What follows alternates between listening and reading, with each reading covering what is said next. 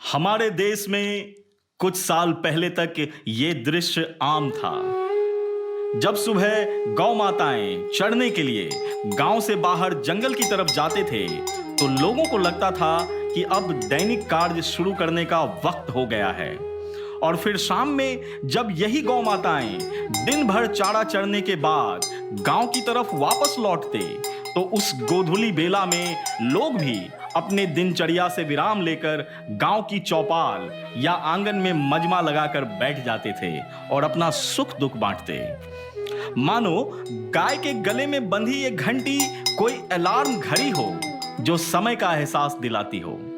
सच में गाय के गले में बंधी ये घंटी एक अलग ही जीवन में एक अलग ही संगीत ले आती थी, जिससे ना केवल हमारा और आपका मन प्रफुल्लित हो जाता बल्कि गौ माता भी आनंदित रहती थी।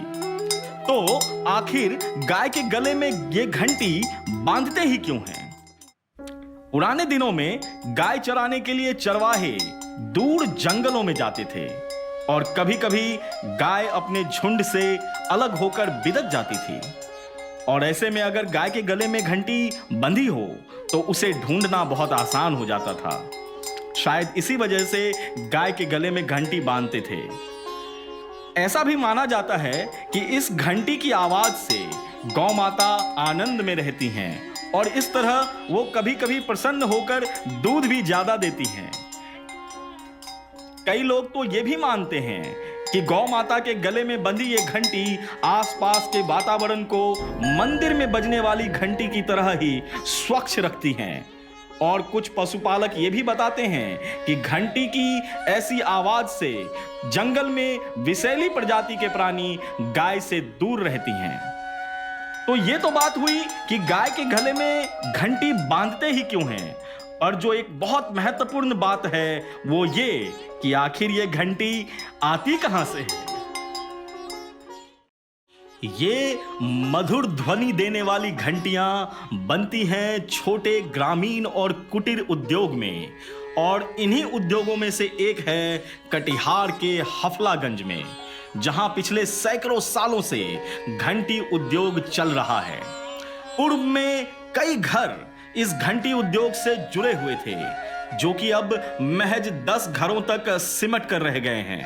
यहाँ के स्थायी निवासी और घंटी उद्योग से जुड़े निरंजन कुमार पोद्दार बताते हैं कि ये उद्योग अब अपनी आखिरी सांसें ले रहा है। विगत कुछ वर्षों में देखने के लिए आया है कि हमारे जो रॉ मटेरियल हैं उसके दाम आसमान छू रहे हैं, जिसके कारण ये उद्योग पे जो है काफ़ी संकट आ गया है। कोरोना काल के बाद हमारे जो मटेरियल हैं ये लोहा का चदरा है, इसकी कीमत लमसम 3500 रुपये कुंटल बढ़ चुका है। और हमारे इस घंटी को बनाने में जो कॉस्ट है वो काफ़ी बढ़ चुका है, लेकिन हमारा दाम अभी तक माल का नहीं बढ़ा है और डिमांड भी घट चुका है, जिसके कारण यह घंटी उद्योग अपने अस्तित्व को बचाने की लड़ाई लड़ रहा है। ये बताते हैं कि कैसे इनके दादाजी के द्वारा बनाई गई घंटी दूर दूर तक भेजी जाती थी, यहाँ तक कि उनकी बनाई हुई घंटियां आसाम तक भी भेजी जाती थी। घंटी उद्योग हमारे 3 पीढ़ियों के द्वारा लगभग 100 सालों से किया जा रहा है, बनाया जा रहा है हफलागंज में।